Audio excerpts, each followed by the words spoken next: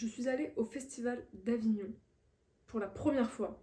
J'ai vu 24 spectacles en 6 jours et j'ai envie d'en garder quelques traces ici même.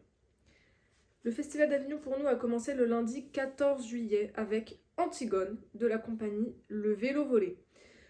Bonnes élèves commence le Festival d'Avignon par un classique.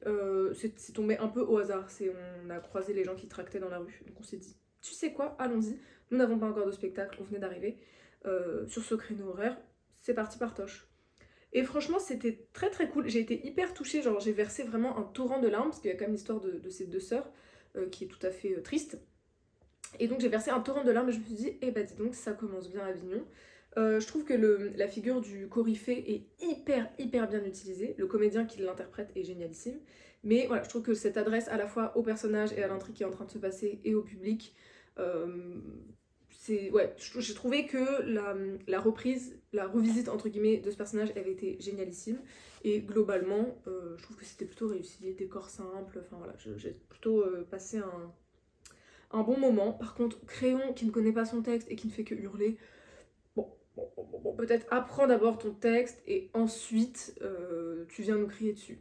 Ça m'a un peu chafouiné. Ensuite, on a vu La Fracture de Yasmine Yayaten. C'est un seul en scène où Yasmine Yayaten ne parle pas tant que ça en réalité, mais quand elle parle, c'est tellement pertinent, précis, incisif, décisif.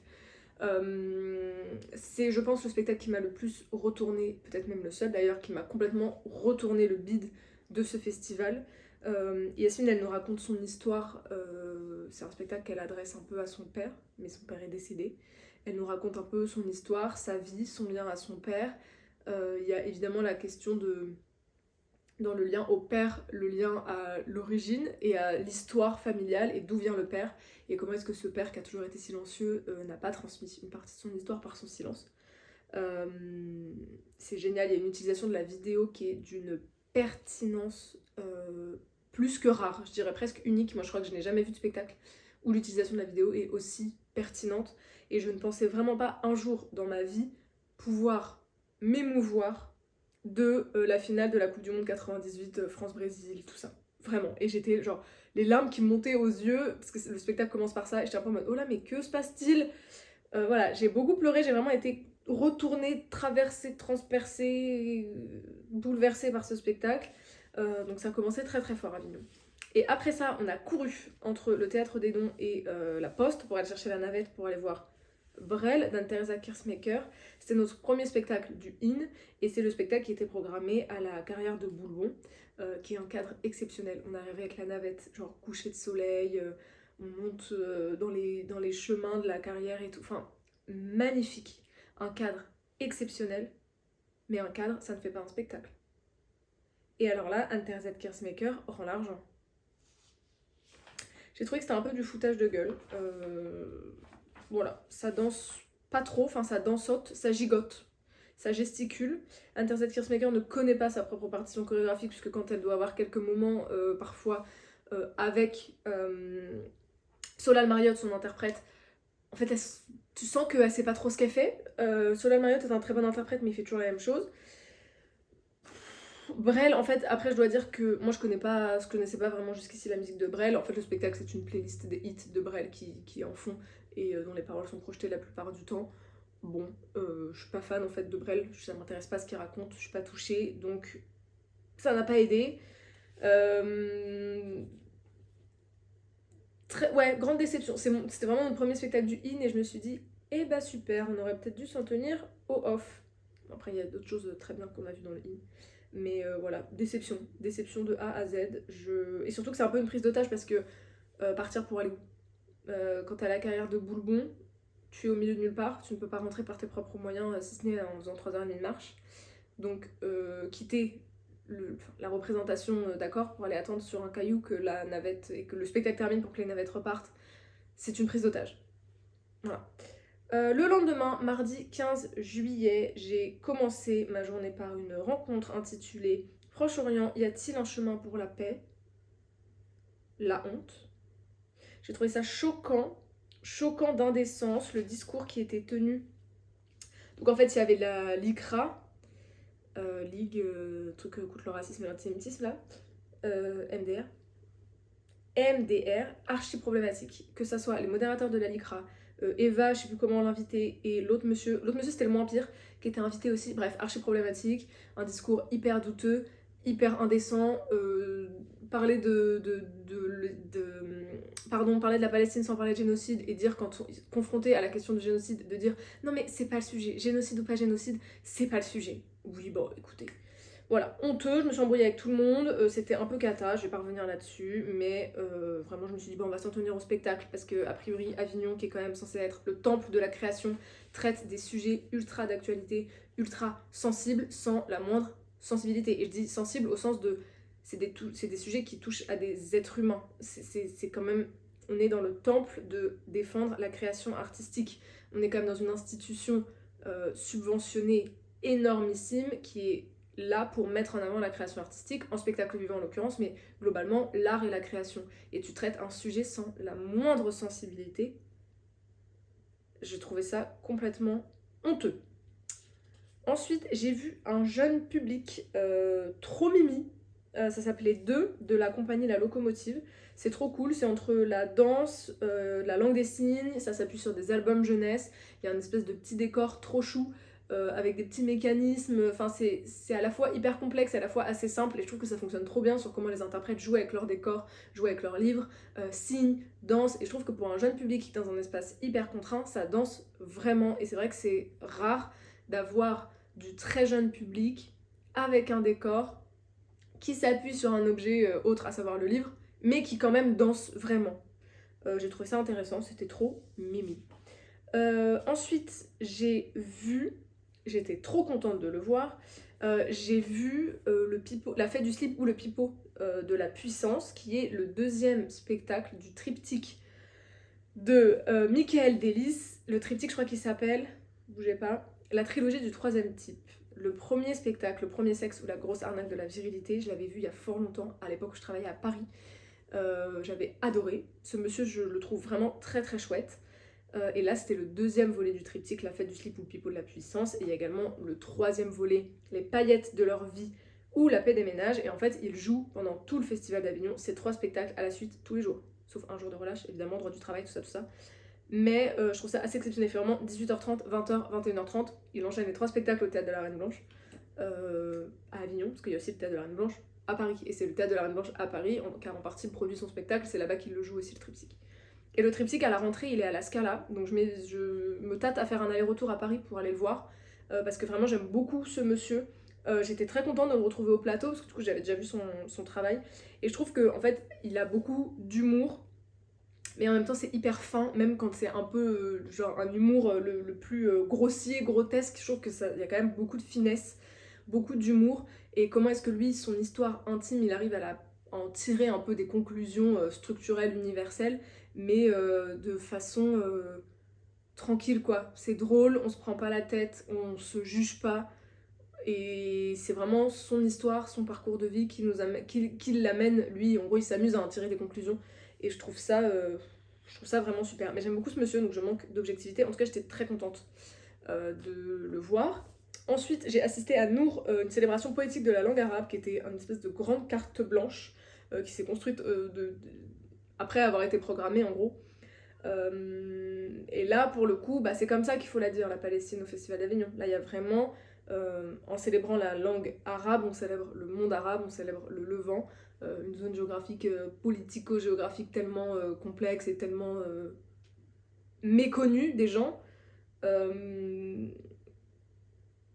Non, la poésie n'arrête pas les bombes, mais ça fait tellement de bien de se retrouver dans ces espaces où on est juste là pour partager la beauté de l'art, qui est en soi un engagement et en soi une lutte.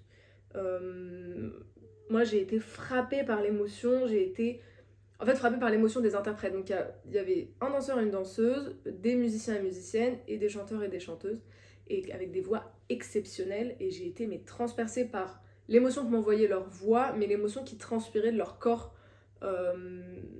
en chantant quoi. Enfin, il y avait vraiment une espèce de force et d'intensité énormissime. Ça a duré 2h30 je crois, et c'était un moment vraiment hors du temps et qui m'a fait beaucoup de bien. Voilà, c'était cool. Mercredi 16 juillet, on est qu'au mercredi, hein, il y a jusqu'au samedi comme ça. Mercredi 16 juillet, nous avons vu Everybody Knows What Tomorrow Brings and What Happened Yesterday. And We All Know What Happened Yesterday. Tout ça avec des petits tirés. De Mohamed Toukabri, c'est un solo de danse programmé par le IN aux Hivernales. Ça, c'est mercredi, on a passé quasiment que la journée aux Hivernales, qui est le centre de développement chorégraphique national. Ce spectacle était super. C'est assez rare que je sois convaincue par des solos en danse. Je trouve que c'est pas évident comme exercice. Là, moi, je l'ai trouvé vraiment super. C'était une expérience sonore, visuelle et physique assez rare. Enfin, comme jamais j'en avais expérimenté, quoi. Et rien que ça, je trouve que c'est pas rien. Ses costumes sont zinzin. Il y a des choses vraiment très simples, mais qui fonctionnent de ouf. Il y a une image à un moment où il lève son t-shirt. Et ça donne une image un peu bestiale, d'un visage bestial avec des dessins qui sont faits à l'intérieur du t-shirt. Exceptionnel. Une image, mais vraiment incroyable. Ça joue beaucoup sur les mots, sur le texte et sur la parole et la traduction et la non-traduction. Puisque dans le... y a une voix off qui parle en arabe, je crois, et je crois que la voix off, elle ne parle qu'en arabe. Parfois, elle est traduite en français et en anglais, parfois pas. Et parfois, donc, on entend parler en arabe et il est projeté, non pas une traduction, mais ce texte ne sera pas traduit. Qu'est-ce que ça vous fait de pas comprendre ce qui se passe, ce qui est en train de se dire, etc. Donc, j'ai trouvé que c'était hyper intéressant sur comment ça jouait là-dessus et comment ça joue sur le. Enfin, j'ai trouvé qu'en fait, lui, la façon qu'il a d'écrire son corps était très très juste. J'ai beaucoup aimé sa gestuelle. Il y a quelque chose de très géographique, il y a beaucoup de lignes parfois dans le corps, et moi, c'est quelque chose qui me plaît dans le corps. Et en même temps, c'est hyper engagé, c'est hyper physique, c'est hyper fort, c'est puissant. J'ai trouvé ça vraiment, vraiment super. Je connaissais pas du tout ce monsieur. Et j'ai beaucoup aimé. Et ouais, l'univers sonore aussi, je trouve que en fait, tout était très travaillé, très finement, très léché, quoi. Et j'ai trouvé ça assez satisfaisant. Et ouais, sa gestuelle remarquable, en tout cas, m'a beaucoup plu. Ensuite, ah oui, on n'a pas fait toute la journée complètement aux Hivernales, puisque nous sommes allés au théâtre Pixel Avignon, qui est vraiment juste à côté des Hivernales, pour voir Mandoline de la compagnie L'Oracle. C'était un seul en scène avec Mathilde Cribier. C'est à 1000 lieues du théâtre auquel je suis habituée. C'est plutôt une esthétique de théâtre que je qualifierais de privé. C'est pas du tout ce à quoi j'ai l'habitude. Je sais pas si c'est français ce que je suis en train de dire. Mais pour autant, j'ai passé un chouette moment parce que j'ai trouvé que Mathilde Cribier, en tant qu'interprète, elle était assez exceptionnelle. Voilà, l'histoire, le texte, moi, m'a pas transcendée particulièrement. Mais en fait, elle, je l'ai trouvée tellement super et tellement chouette et tellement généreuse dans ce qu'elle avait, enfin, dans ce qu'elle a porté, que du coup, j'ai passé un trop bon moment. Mais bon, ça va pas, c'est pas mon spectacle phare du festival, quoi. Ensuite, donc, nous sommes retournés aux Hivernales pour aller voir Turn On de Soraya Leila Emery, qui est là une programmation du Off, donc vraiment le festival des Hivernales. Il y a de belles images, il y a des effets visuels qui fonctionnent trop trop bien. Moi, je revois une image de corps qui s'entremêlent, etc., qui est assez exceptionnelle. Il y a un dispositif sympa. En fait, sur tout le début, les danseuses, elles sont réparties un peu dans la salle, elles parlent aux gens, elles ont des micros Britney pour parler aux gens. Il y a une partie du public qui est sur le plateau, qui est installée au plateau, etc. Donc voilà, il y a des choses intéressantes. Après, moi, ça m'a pas porté. Et il faut dire, il y a des choses hyper intéressantes, mais moi, ça ne m'a pas porté. Et il faut dire que j'étais très fatiguée, donc j'ai beaucoup piqué du nez. Ça, c'est le jeu d'enchaîner, je pense, les spectacles et de faire des petites nuits, c'est que bah forcément, t'es fatiguée à un moment donné. Et là, c'était après la pause déj, sans café, bon... Voilà, j'ai beaucoup piqué du nez, ce qui a fait que je pense que j'ai perdu une partie de l'appréciation que j'aurais pu avoir du spectacle si j'avais été complètement focus et disponible. Et ça me frustre un peu parce que je suis à peu près certaine que j'aurais pu en tirer vraiment beaucoup plus si je n'avais pas été dans cet état de fatigue. Donc c'est pour ça que ça me frustre. C'est pas j'ai pas aimé le spectacle, c'est je suis pas du tout rentrée dedans, il m'est complètement passé à côté dans un sens ou dans l'autre. Mais je suis sûre que j'aurais pu en avoir une meilleure expérience dans d'autres conditions. Donc peut-être que si je suis amenée à le revoir en salle, j'irai peut-être le voir pour constater si vraiment il y a des choses que moi je trouve être de l'ordre de faiblesse d'écriture, de mise en scène, etc. Ou si effectivement c'est super quand on est disponible à le recevoir. Voilà, après j'ai trouvé que tout s'étendait un peu trop longtemps en fait, mais même chose, le ressenti du temps long de chacun des gestes chorégraphiques qui s'étire trop, pour moi c'est intrinsèque à l'état de fatigue, parce que si j'avais été hyper disponible, peut-être que le temps qui s'étale, il ne se serait pas tant étalé dans ma perception. Bref, j'ai dit 4 fois la même chose. Ensuite, j'ai vu, ou plutôt revu, De loin si près de la compagnie Vilcanota. C'est un spectacle de danse avec 8 interprètes au plateau et tout un travail de scénographie assez exceptionnel.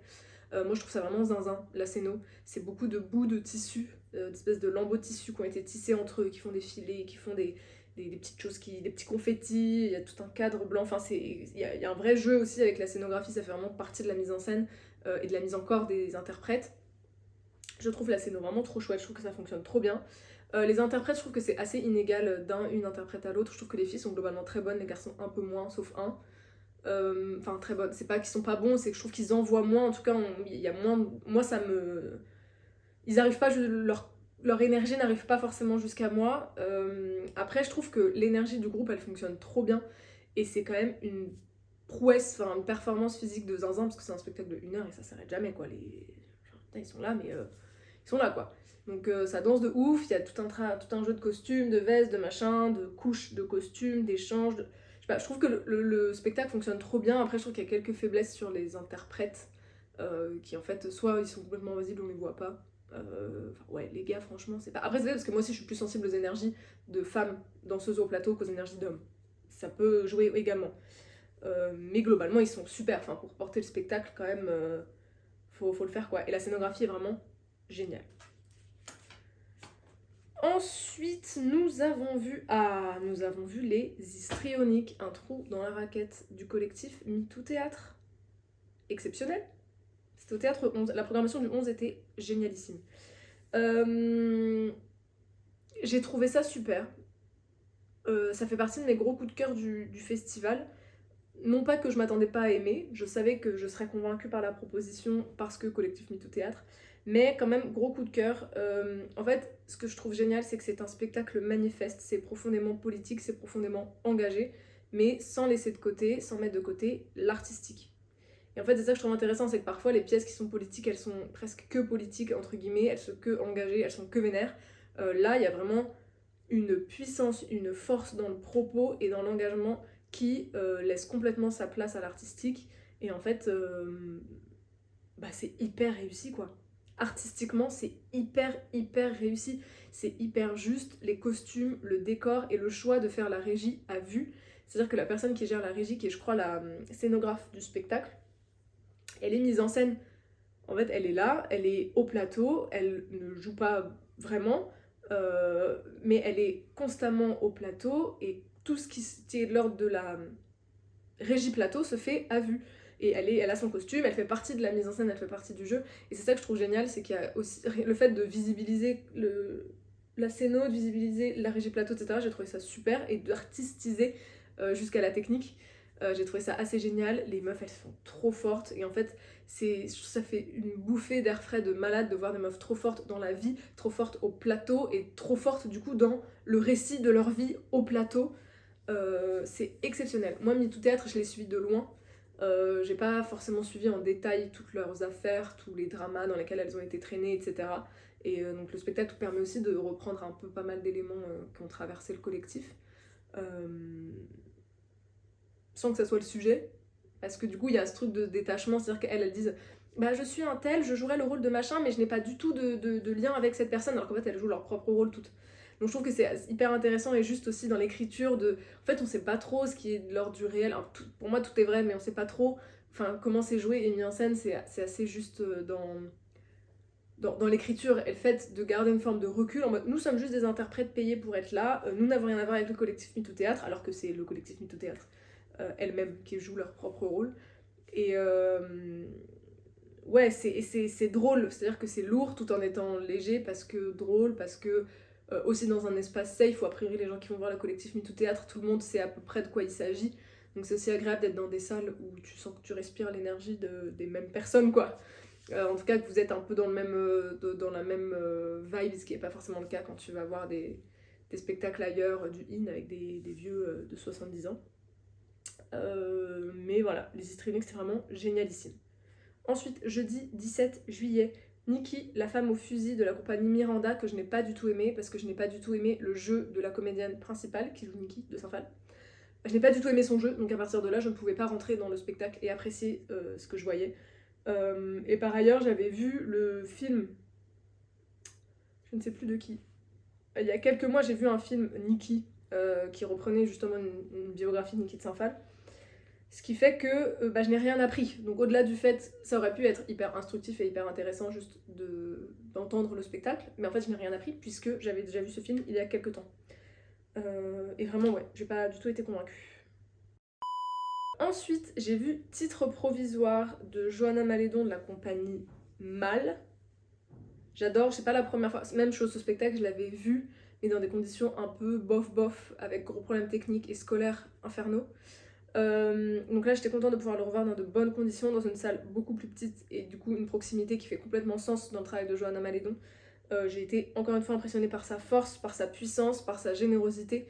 Je trouve que Johanna, elle donne tellement au plateau, elle a une capacité à s'écrire qui est pour moi assez exceptionnelle, et elle est ultra généreuse, et elle donne, et je trouve que dans ce rapport de proximité, c'était une petite jauge, je pense, de 60 personnes, dans une petite salle, et je trouve que la proximité, elle fait complètement sens dans la proposition un peu intime qu'elle nous propose. C'est une interprète magnifique, et je trouve que tout réside aussi dans l'attachement aux détails dans son travail, et il y a plein de choses où en fait c'est tellement subtil, c'est tellement fin, mais ça fait tellement sens et ça fait tellement toute la pièce. Genre il y a peut-être des choses que je me dis, il y a forcément des détails que j'ai pas vus, euh, et qui pour autant sont d'une précision extrême. Moi le travail de Johanna, je le trouve vraiment super. Ça a pas trop de sens là ce que je dis, mais en tout cas c'était vraiment super. Ensuite, j'ai vu de nouveau aux hivernales. Je badine avec l'amour parce que tous les hommes sont si imparfaits et si affreux. Le titre me plaît. De l'association Cliché, Sylvain Riéjou, qui est un chorégraphe, qui nous raconte comment est-ce qu'il a essayé. Enfin, en gros, le spectacle, c'est une mise en scène de la création du spectacle. C'est un peu un... Moi, ça m'a fait beaucoup rire. C'est un humour, et c'est rare que les choses me fassent rire, mais c'est un humour un peu absurde qui n'est pas sans me rappeler le travail de la compagnie PJPP. C'est un humour absurde, marrant, moi ça m'a fait beaucoup rire, mais très niche. C'est-à-dire que c'est très référencé à la danse contemporaine, c'est très référencé au secteur, c'est très référencé au fonctionnement de la danse contemporaine, subventionné au secteur, aux écoles, aux interprètes, à tous. Enfin, c'est hyper niche. Je pense que si tu vas voir ce spectacle et que juste on t'emmène en mode premier spectacle de danse que tu vas voir, t'es complètement étrangère au secteur, tu dois trouver ça un peu genre, hein. C'est très entre-soi, mais vu que je fais partie de cet entre-soi, ça m'a fait beaucoup rire et ça m'a beaucoup plu. Et ce qui est super, c'est que c'est un peu... En fait, ça danse pas finalement tant que ça, puisque c'est vraiment beaucoup de mise en scène de gens au travail, etc. Et il nous raconte comment est-ce qu'il a essayé de créer ce spectacle, tout ce par quoi il est passé, nanana. Mais quand ça danse, y compris sur des choses très basiques, très absurdes, il y a une précision extrême. C'est-à-dire que aucun geste n'est laissé au hasard, et c'est ça qui est assez chouette, c'est qu'on sent qu'on est là pour passer un bon moment, on est là pour rire, on n'est pas là forcément pour voir le spectacle de danse de l'année, puisque c'est entre le théâtre et la danse. Mais pourtant, à chaque fois que ça danse, à chaque fois qu'il y a du mouvement, à chaque fois qu'il y a du corps, rien n'est laissé au hasard, et c'est une précision extrême avec des interprètes assez exceptionnels, qu'on ne voit pas du tout déployer leur exceptionnalité d'interprète, mais dont on sent et dont on sait que les corps sont exceptionnels. Et voilà, et à un moment donné, il y a une danseuse qui dit à Sylvain une phrase que j'ai trouvée assez chouette et que je veux garder à tout jamais dans ma vie. C'est pas parce que t'es homosexuel que t'es immunisé contre la misogynie. Et ça, je pense qu'il faudrait le rappeler un peu plus souvent. Voilà. Ensuite, à nouveau dans le In, j'ai vu Rince d'Amrita Epi et Mish Grigor. C'est une pièce australienne. C'est drôle parce que c'était assez curieux et heureux comme hasard d'enchaîner les deux spectacles entre Je badine avec l'amour et celui-ci, parce que c'est à nouveau un spectacle qui fait beaucoup référence à la danse contemporaine. Donc j'ai trouvé ça un peu drôle, et globalement c'est drôle parce que après avoir vu Interza Kirsmaker, sur beaucoup de spectacles il y avait la reprise du mouvement balancier du bras d'Interza Kirsmaker, et pour nous c'était vraiment le running gag de la semaine, parce qu'on a vu beaucoup de spectacles qui se référençaient à la danse d'une manière ou d'une autre, et qui se référençaient à ce mouvement. Je me dis c'est pas possible, vu qu'on n'avait pas aimé Brel, enfin bref, c'était un peu le running gag de notre semaine. En tout cas, Rince, j'ai trouvé ça assez super. Encore une fois, c'est un solo de danse, mais où elle parle aussi beaucoup, elle raconte beaucoup de choses. J'ai trouvé que le jeu entre le corps et la voix était très réussi. J'ai trouvé que la mise en scène fonctionnait très bien. J'ai trouvé l'interprète exceptionnelle. Elle est vraiment, vraiment remarquable. Et dans ce que ça raconte, puisque du coup c'est quand même un récit, enfin en tout cas un propos autour de la question des populations autochtones, indigènes, je ne sais plus le mot qu'il faut utiliser, en Australie. Autochtone. Autogène, ça n'a rien à voir, on parle de greffe. Je ne sais plus. Mais en tout cas, l'artistique très réussie, très finement mise en œuvre et vraiment au service d'un propos très fort et très engagé, et c'est ça qui fonctionne. Encore une fois, on n'est pas sur manifeste pour manifeste, on est vraiment sur de l'artistique au service d'un propos très engagé. Et je trouve que c'est fort, c'est pas du tout neutre comme point de vue, c'est vraiment un point de vue engagé sur la question du traitement des populations autochtones, dont elle est elle-même issue de ce que j'ai compris. Et je trouve que c'est cool que ça existe aussi, ce manque de neutralité, enfin cette absence de neutralité, ce parti pris, cet engagement, dans une programmation qui est la programmation officielle du Festival d'Avignon, qui est une institution subventionnée, etc. C'est là que je me suis dit, c'est vrai que voilà, le mérite quand même de la programmation du Festival IN d'Avignon, c'est quand même sa diversité et sa radicalité à certains endroits. Après, mais ça on y reviendra peut-être plus tard, pour un Festival d'Avignon dont la langue à l'honneur était l'arabe, finalement, à part la nuit poétique autour de la langue arabe, bah j'ai pas entendu tant d'arabe que ça. Ce qui est un peu dommage. Ensuite, j'ai vu Israël et Mohamed, de Mohamed El Khatib et Israël Galvan, qui sont donc respectivement un metteur en scène et un danseur de flamenco assez prodige. Je m'attendais vraiment à être bouleversée et genre retournée par ce spectacle. Je l'avais vu dans la programmation, c'est l'un des premiers trucs que j'ai vu que je voulais absolument voir. Je pensais qu'il allait me retourner le bide, la vie, changer ma vie.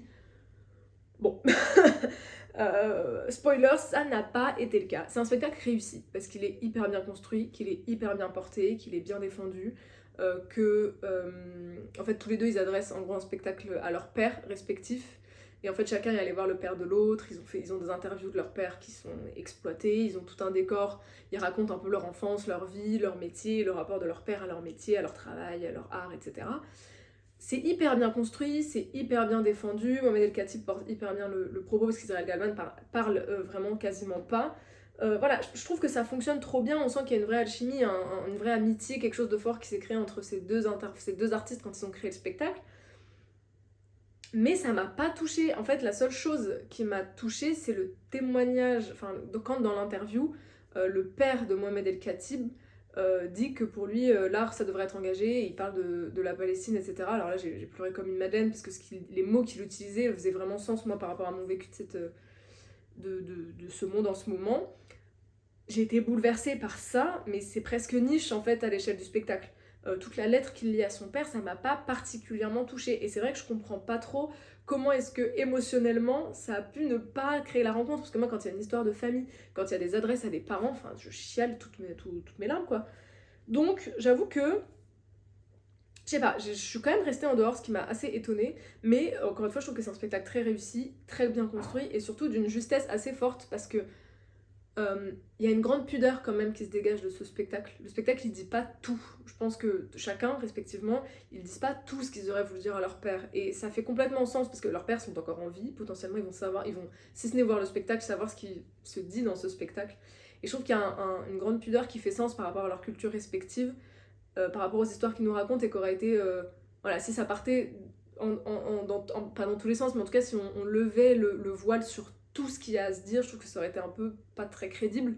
Donc là, je trouve que voilà, c'est vraiment juste, mais je suis quand même passée à côté d'un point de vue émotionnel, ressenti. J'ai pas été touchée.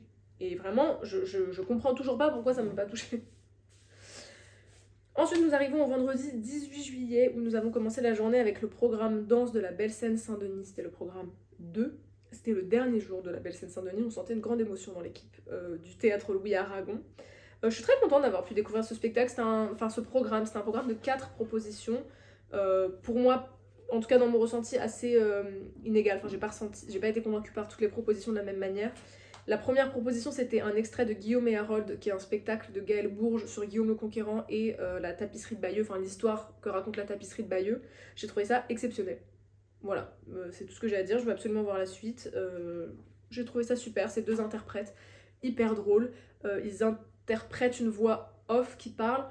Ils sont très marrants, ça fonctionne trop bien. Il y a des petits. Enfin, trop bien. Voilà. C'était vraiment super. Je ne pensais pas être aussi waouh par un spectacle sur La Carpette de Bayeux et Guillaume le Conquérant. Bah, c'est chose faite. Ensuite, Michael Filippo, chorégraphie Jean Romuald, un garçon de mon âge, un garçon de son âge, qui est un solo pour un jeune danseur.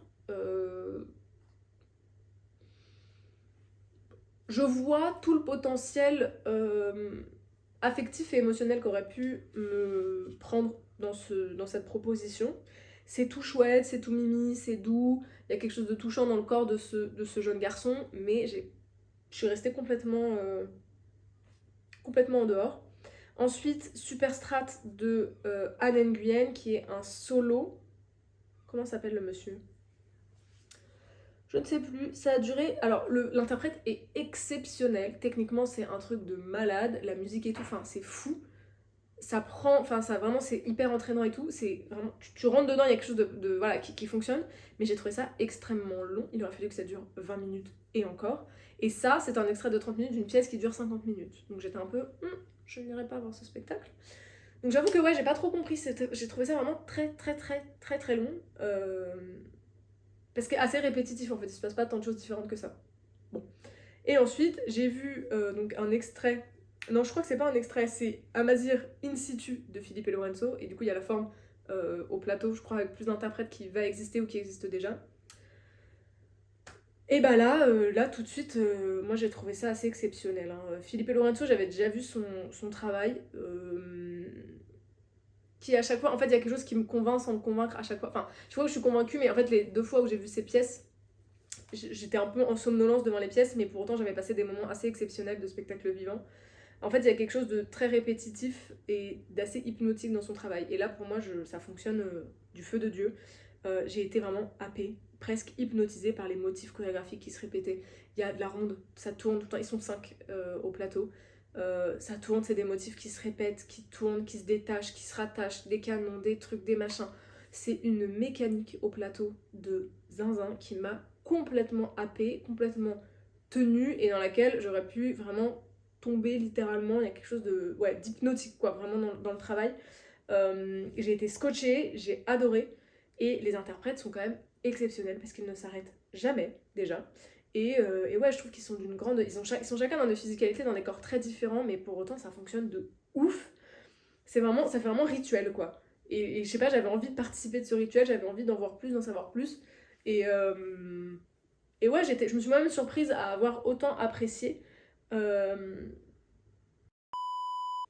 Ensuite, j'ai vu Fallop du collectif Hypnose, interprété et écrit d'ailleurs par Maïna Henry, qui nous raconte son parcours de la combattante pour parvenir à obtenir d'un chirurgien ou d'une chirurgienne une ligature des trompes alors qu'elle avait 25 ans et pas d'enfant, que rien dans la loi ne l'interdit, mais enfin qu'elle y avait le droit, mais que personne n'a voulu lui faire. Enfin bref, un vrai parcours de la combattante pour obtenir ça. En fait, j'ai trouvé ça intéressant, mais j'ai trouvé que finalement, elle parlait peut-être pas tant que ça de son parcours de combattante. C'est bizarre, parce qu'à la fois, c'est ce que ça raconte, en même temps, voilà, ça en parle pas tant que ça. Après, j'ai trouvé qu'elle était voilà, sa présence au plateau était vraiment très chouette, très appréciable.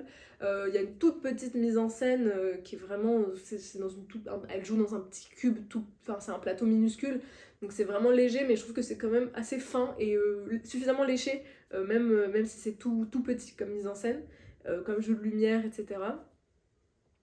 Et moi, il y a un truc qui m'a posé question, mais j'aurais dû lui en parler parce qu'elle était là pour discuter après. Et c'est vrai que j'ai pas trop osé lui en parler parce que je trouve ça un peu délicat, mais j'aurais peut-être dû parce que depuis ça me. Enfin, quand je pense à ce spectacle, j'y réfléchi. Enfin, je trouve ça curieux parce qu'à la fin, du coup, elle écrit une lettre à l'enfant qu'elle n'aura jamais, puisqu'elle a choisi de se faire ligaturer les trompes, puisqu'elle ne veut pas d'enfant. Et en fait, je trouve ça un peu curieux d'envisager le non-désir d'enfant au prisme de l'enfant qu'elle aurait pu avoir si elle n'avait pas fait le choix de ne pas en avoir, comme si c'était un choix à regret, comme si elle avait eu envie peut-être vraiment d'avoir des enfants, qu'elle avait posé tous les éléments sur la table et que finalement elle s'était dit que non, je n'en aurais pas, mais presque à regret. Vraiment, ça m'a... C'est un peu comme une lettre de renoncement à la maternité, alors que quand tu veux pas d'enfant, tu renonces à rien. Je sais pas, ça m'a vraiment... Ouais, ça sonnait un peu comme un deuil de maternité, alors que je sais pas, quand tu ne désires pas d'enfant, tu ne fais pas le deuil d'une maternité que tu aurais pu avoir. C'est pas comme si tu ne pouvais pas avoir d'enfant, auquel cas là, effectivement, c'est un vrai deuil euh, de maternité quand tu as voulu des enfants, que tu peut-être aurais pu en vouloir ou que quoi qu'est-ce, et qu'en fait tu ne peux pas en avoir. Là, c'est un deuil. Quand tu fais le choix, peu importe que tu puisses ou pas en avoir, mais que tu sais que tu n'en veux pas, pour moi, c'est pas un renoncement à la maternité. En fait, ça sous-entend que la maternité, c'est le choix par défaut. Et que du coup, quand tu t'en retires, quand tu fais le choix de t'en retirer, tu renonces à ça. Alors que pour moi, le choix par défaut, c'est juste d'être. Et soit tu fais le choix de la maternité, soit tu fais le choix de la non-maternité. Je parle de maternité parce que je suis en tant que femme, mais à la parentalité en général. Ouais, je sais pas, ça m'a un peu... J'ai trouvé ça un peu curieux. Ensuite, je suis allée voir mon tout premier spectacle de clown dans La farine invisible de l'air de la compagnie... Ne quittez pas... Compagnie Dorée. Au début, j'ai eu un peu peur. J'ai eu un petit peu peur au début parce que les gens rigolaient au moindre fait et geste. Et j'étais un peu en mode, oh là, oh là là, est-ce que cette histoire va pouvoir me convaincre? Enfin, est-ce que je vais réussir à rentrer dans le spectacle si déjà les codes du spectacle de clown que je ne connais pas parce que je n'y suis jamais allée me conviennent pas trop. C'est un peu que genre les spectacles, moi le cirque j'adore, mais j'aime pas les spectacles de cirque où les gens applaudissent à chaque numéro, ça m'énerve. Parce que voilà, je me retrouve pas dans les codes de ces représentations. Donc là j'ai eu un peu peur de me dire, oula, si je me retrouve pas dans les codes ça peut être un peu long. En fait ça va, ça a été. J'ai trouvé ça plutôt chouette et c'est fou, c'est fou, c'est fou comme les personnages de clowns sont attendrissantes. Là c'était que des femmes au plateau et vraiment pendant tout le spectacle, et pourtant je déteste les gens, mais j'aurais voulu les prendre dans mes bras. Vraiment je trouve qu'il y a une mélancolie euh, et une douceur, et il y a quelque chose de tellement attendrissant dans la figure du clown, de la clown, et j'ai trouvé ça fou. J'ai trouvé ça fou. Euh, Drôle, même ici, ça référence l'histoire de la danse, parce que ici aussi, on a eu le droit au balancier d'Internet Kersmaker, ce qui est quand même peut-être le spectacle où j'attendais le moins qu'on se référence à l'histoire de la danse contemporaine, mais c'est drôle, il y a vraiment un petit tableau où il y a Cunningham, Internet Kersmaker et tout, enfin c'est hilarant, vraiment, je me mais décidément, on est sur vraiment une semaine, faisons des spectacles qui se référencent à l'histoire de la danse contemporaine, je sais pas pour me déplaire, Pina et tout, enfin bref. Voilà, en vrai c'était pas ultra transcendant, il m'a pas retourné le beat comme spectacle, mais j'ai passé vraiment un bon moment et je suis contente d'avoir vu du clown. Ensuite j'ai enfin, après je pense 7 ans, vu décoloniser le dance floor de Happy Beach. Eh oui, la consécration, véritable consécration. Toutes mes excuses, mon trépied s'est cassé la figure. On recommence. Je disais donc consécration, j'ai vu décoloniser le dance floor de Happy Beach. C'est de la censure que ça se soit arrêté à ce moment-là. En fait, j'ai été assez surprise que ça ne danse pas du tout. Moi, dans mon esprit, à la base, j'avais une conférence dansée. Ensuite, j'ai été surprise, donc j'ai compris au bout d'un moment assez vite que ce n'était pas une conférence dansée. Je suis en mode, ok, soit. Et même une fois que j'ai compris que c'était pas une conférence dansée, j'ai trouvé finalement le propos, aussi intéressant soit-il, et je vais y revenir, assez déconnecté du corps. Même sans attendre que ça danse, j'ai trouvé que globalement c'était assez déconnecté du corps dansant et de la notion du coup de dance floor. À part sur la ballroom, qui est un volet entier du spectacle. Après je crois que là on avait la version courte, enfin en gros c'était pas la version premium du show, enfin de la conférence. Mais donc à part sur la ballroom et sur voilà, ce chapitre, en gros, cette sous-partie de la conférence, je trouve que le reste du propos était assez déconnecté finalement du corps et de la ballroom, du dance floor. Après, sur la question décoloniale, évidemment, le propos est ultra intéressant, c'est super bien construit, c'est hyper bien sourcé, c'est hyper bien porté. Je trouve qu'elle fait sa conférence de façon vraiment brillantissime, en y ajoutant de l'humour, de enfin voilà, elle est à la fois, elle tape sur des gens et sur des attitudes, des comportements, etc. Mais sans non plus euh, mettre les gens mal à l'aise ou que quoi que ce soit. Enfin, je pense. Enfin, je sais pas, moi j'ai pas été mise mal à l'aise, mais peut-être que des gens oui. En fait, je sais pas. Mais après, j'ai trouvé parfois, au début, je me suis dit, oula, ça va vite.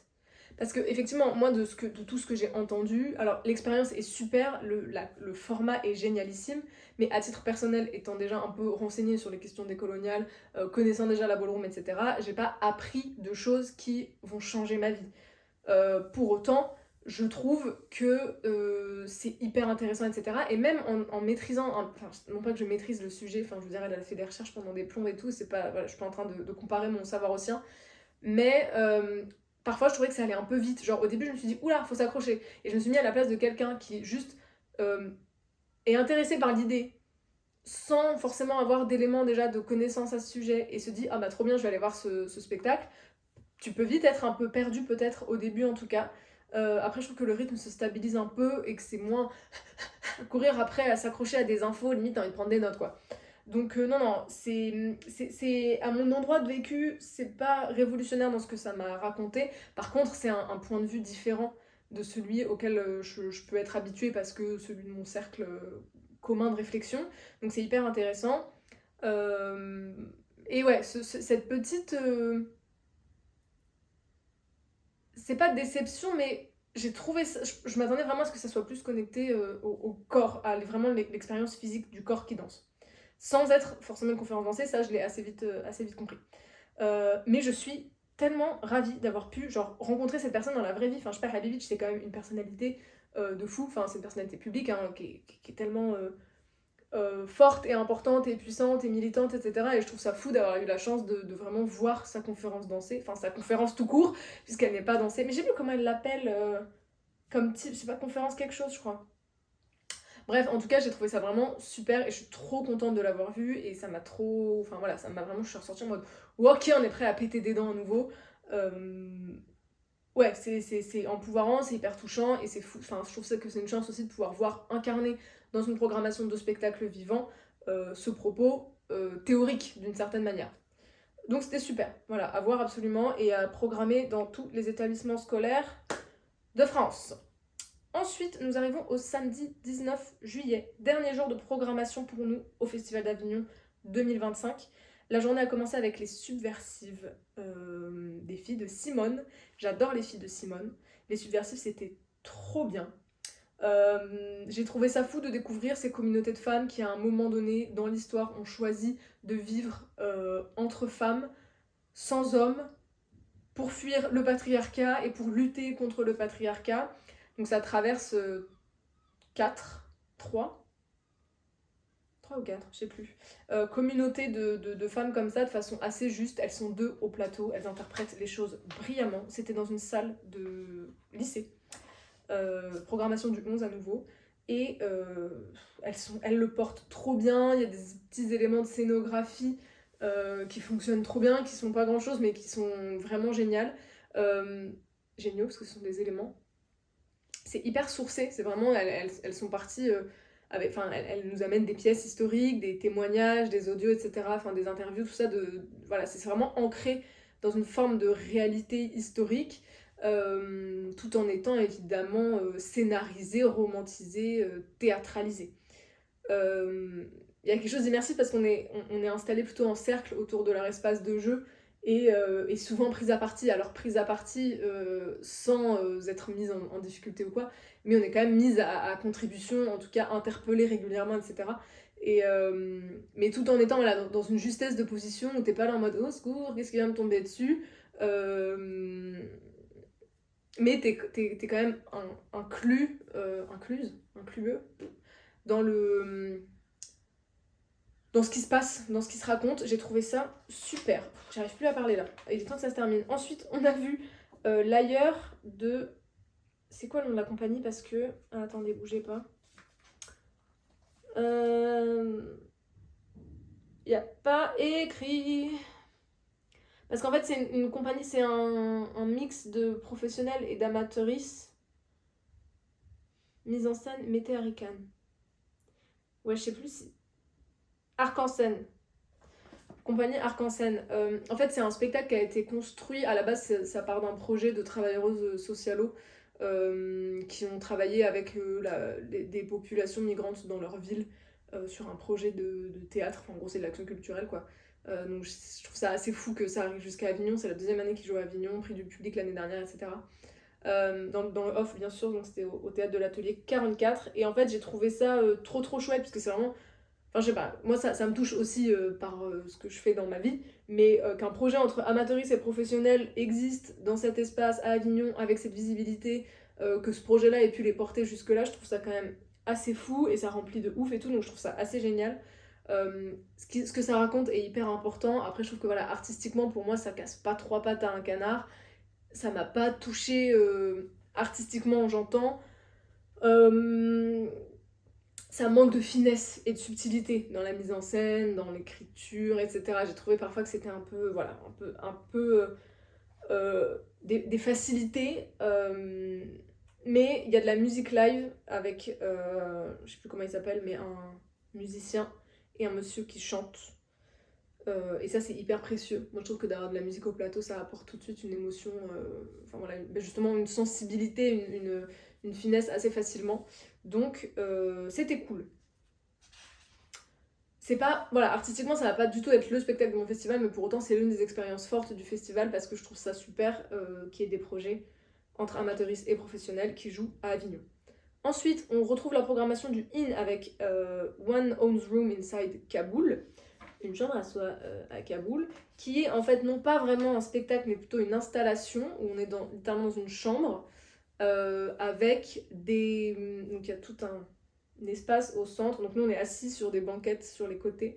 Au centre il y a tout un espace avec de la porcelaine je pense, de Kaboul, en tout cas avec de la vaisselle, des vases, etc. C'est magnifique.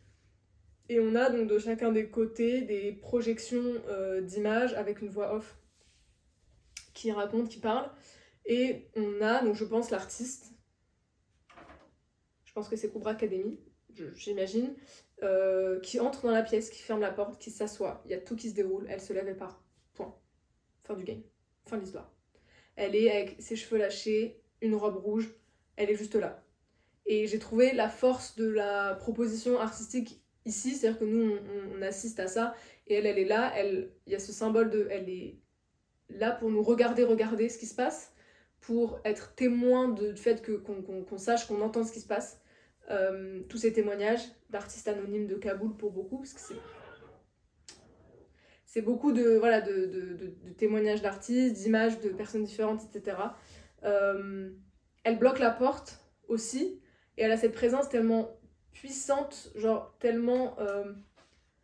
qui dit tellement, malgré le fait qu'elle ne dise pas un mot.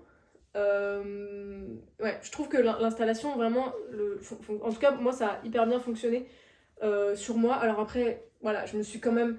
J'ai somnolé à certains moments parce qu'il y a un truc où voilà, t'es quand même pris dans un film, en fait, qui défile devant toi. Mais je trouve que l'expérience relève vraiment pour moi un peu du choc. Non pas esthétique, mais expérimental. Genre le choc de l'expérience, quoi. Bref. Voilà, après, d'un côté, je me suis dit, je trouve ça zinzin que le IN programme ce genre de choses. Ça rejoint ce que je disais un peu plus tôt sur la pertinence du IN, de la programmation du Festival d'Avignon qui réside dans toute sa diversité et d'artistes et de formats de propositions, etc. Parce que là, c'est quand même un format que je trouve assez unique. Enfin, moi, j'avais jamais vécu ça de ma vie. Et en même temps, je me dis, mais je sais pas, nous, on était en tarif réduit, donc on a payé tous nos spectacles 10 €. Mais je me dis, genre, il y a des gens qui payent 35 € pour peut-être aller voir. Après, je pense que c'était décrit comme une installation et pas comme comme un spectacle. Enfin, je sais pas trop. Mais, je sais pas, je me dis, tu payes 35 € pour être assis dans une salle pendant 1 heure avec une dame qui est plantée à côté de toi et qui est à regarder un truc, des images et entendre des témoignages. Je sais pas. Je sais pas par rapport au rapport aux spectateuristes, à la billetterie et tout. Je sais pas. Alors que tu payes le même prix pour aller voir un spectacle de 2 heures. Où pendant 2 heures, les gens ils vont danser, jouer avec des... Enfin, je sais pas. Ça m'a posé cette question. J'ai pas trop d'avis sur le sujet, mais ça m'a vraiment posé cette question. Ensuite, on est allé voir Mérou, qui est le one-person show de Lou Trottignon. Je suis pas du tout familière du genre du stand-up, et c'est quelque chose qui me terrifie un peu. J'avoue, les codes du stand-up, les gens au plateau, enfin, l'humoriste qui prend à partie les gens qui rient à gorge déployée et tout, j'étais pas très à l'aise à l'idée d'y aller. Et en même temps, je savais qu'avec Lou Trottignon, apparemment, j'étais pas trop en danger. Donc j'étais un peu mi-terrifiée, mi-excitée. J'ai adoré. Je suis un peu dégoûtée parce qu'on a dû partir en vitesse pour le spectacle suivant, pour rien d'ailleurs. On a raté le mot de la fin, donc je n'ai jamais eu le mot de la fin de Lou Trottignon. Non, j'ai trouvé ça vraiment chouette, j'ai beaucoup ri. Lou nous raconte son histoire et on rit rit de son histoire, enfin, c'est le principe du stand-up quoi. Je trouve que le spectacle est bien écrit, qu'il fait sens, qu'il est drôle, qu'il est assez équilibré dans ce que ça raconte. Et je trouve que c'est intéressant d'avoir une personne trans qui parle de son parcours trans à l'endroit de l'exercice artistique du stand-up, à l'endroit de la visibilité sur un plateau de spectacle vivant au Festival d'Avignon, off certes, mais quand même. Et je trouve que voilà, c'est hyper intéressant à plein d'égards de voir que les récits trans ne sont pas que sur Instagram dans des comptes militants, ne sont pas que dans les médias mainstream qui nous font croire à un lobby et à une menace que représenteraient les personnes trans pour le reste du monde. Voilà, je trouve que c'est intéressant de voir qu'avec le temps, ces existences, ces récits, ces vies, elles se portent aussi à des endroits et pas non plus à un endroit artistique ultra niche de performance dans un musée d'art contemporain à Bâle. Donc je trouve ça intéressant. Après, l'écueil un petit peu du stand-up et de cette visibilité-là, c'est que Lou nous raconte son histoire et ne se fait en aucun cas porte-parole des récits trans en général. Mais c'est vrai que, je sais pas, moi je me mets à la place d'une personne trans, peut-être que ça peut heurter d'entendre ce récit qui ne correspond pas du tout à sa vie et qui du coup, puisque jouit d'une grande visibilité, on sait que les gens ont une facilité à essentialiser assez forte. Bon, après, je trouve que c'est pas le pire récit à essentialiser, enfin, il n'y a pas de drama non plus, hein, mais je sais pas, ça pose toujours la question de qui jouit d'une visibilité et se retrouve à son insu peut-être étendard, porte-parole universel de récits de vie derrière tellement variés.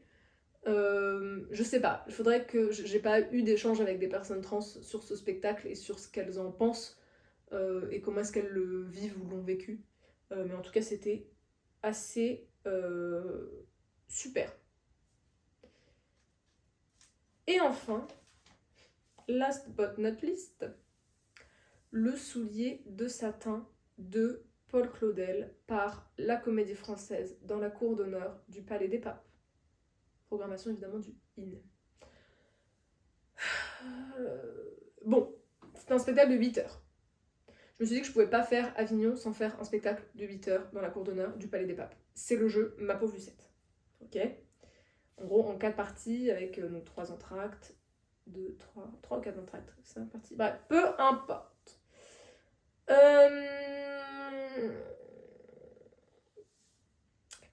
Le cadre est exceptionnel. Moi, j'ai été fascinée par le gradin monté dans la cour du Palais des Papes, par les grilles techniques pondues à droite, à gauche, sur des tours, des machins, des bidules, des chouettes. J'ai été fascinée par l'installation technique et j'ai été subjuguée par les poursuites, parce que c'est que ça, c'est que des comédiens qui courent à droite à gauche au plateau, et des gens qui, derrière leurs poursuites pendant 8 heures, sont là à devoir les suivre. Voilà, moi ça en dit beaucoup hein, sur l'appréciation que j'ai eu du spectacle, c'est que j'ai passé le plus gros de mon temps à m'intéresser à la technique, au gradin, à l'installation. Ouais, il a dû être fait sur mesure, c'est exceptionnel. T'imagines la pression quand t'installes un truc comme ça, puis quand tu passes en dessous, ouais, c'est fou, c'est hyper haut, il y a au moins combien de personnes là-dedans, 1200, ouais, quoi. Bon, ça en dit long sur l'appréciation que j'ai eue du spectacle et de l'histoire, puisque j'ai passé beaucoup de temps sur la technique. En fait, le soulier de satin, moi à la base, j'y allais pour faire le spectacle de 8 heures. Je me suis pas trop intéressée à ce que ça racontait, j'aurais peut-être dû. Quand avant d'y aller, on a regardé c'était quoi l'histoire et qu'on a vu que c'était l'histoire d'amour de colons espagnols, on était un peu en mode oh là, mais pourquoi faire en fait? Effectivement, l'histoire ne m'intéresse pas du tout. Mais alors, mais pas du tout.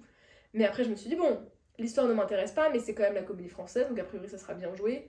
Il y a quand même, voilà, on parle de moments historiques, c'est le remontage d'un truc qui a fait histoire du Festival d'Avignon, scénographie de malade, costume de ouf et tout.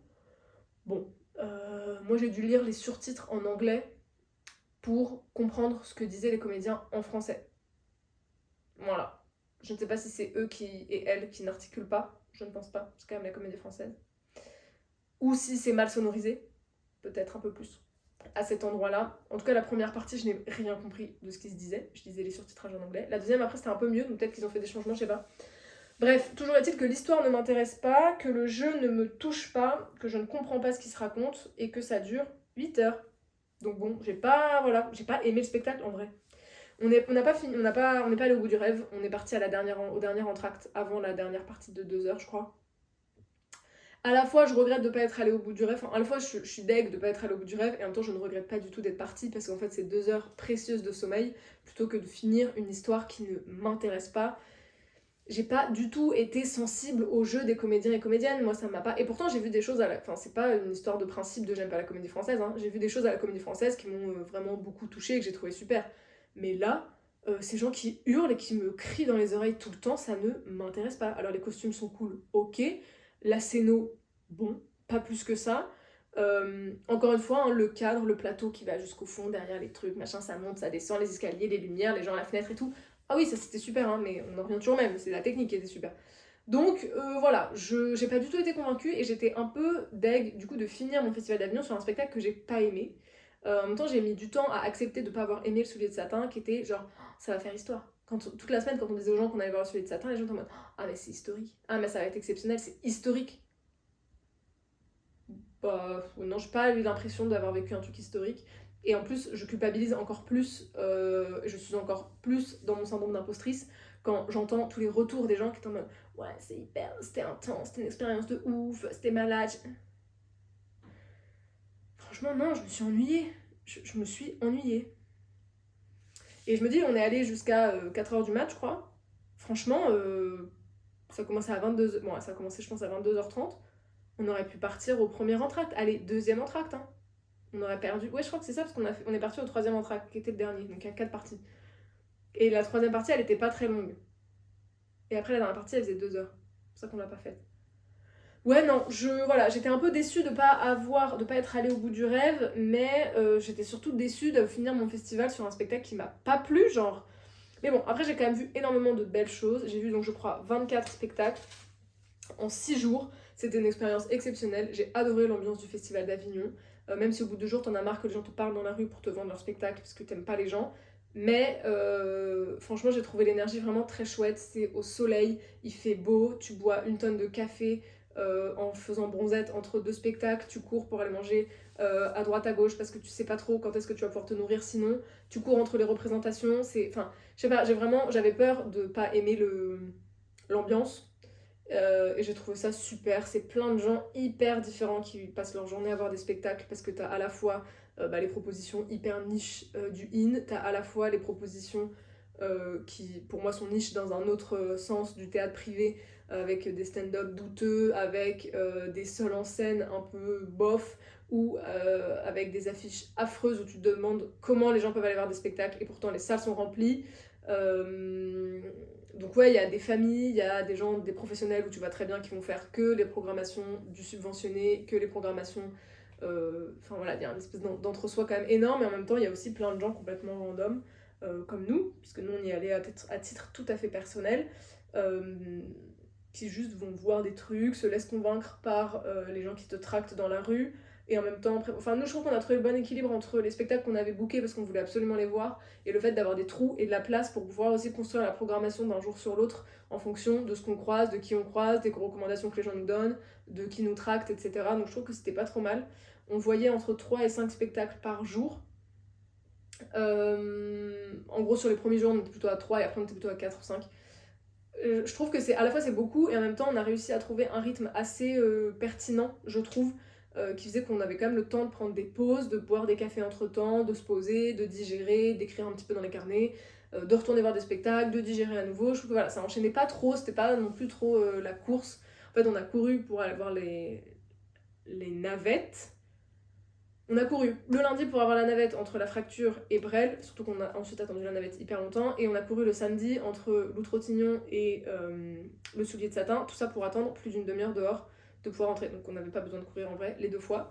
Mais sinon voilà, on était plutôt chill. Avignon c'est petit, donc en fait tout se fait assez facilement à pied, on était plutôt bien placés en termes d'hébergement aussi. J'ai trouvé, vraiment j'ai passé une trop bonne semaine et je pensais pas que j'aurais une expérience aussi positive du Festival d'Avignon. Mais vraiment, j'étais trop bien là-bas. J'aurais pu faire, franchement, les 3 semaines du festival. Enfin, non, j'aurais pas pu parce que c'est extrêmement cher. Mais, mais j'étais trop bien. C'était super. Je suis trop contente d'avoir vécu cette expérience de mon premier festival d'Avignon.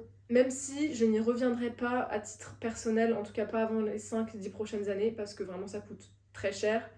Et que après tout j'ai quand même un travail où a priori dans mon contexte professionnel je devrais être amenée à aller à Avignon plutôt que de devoir le payer moi-même mon festival. Donc voilà. Avignon à bientôt j'espère, mais je pense à pas trop bientôt non plus.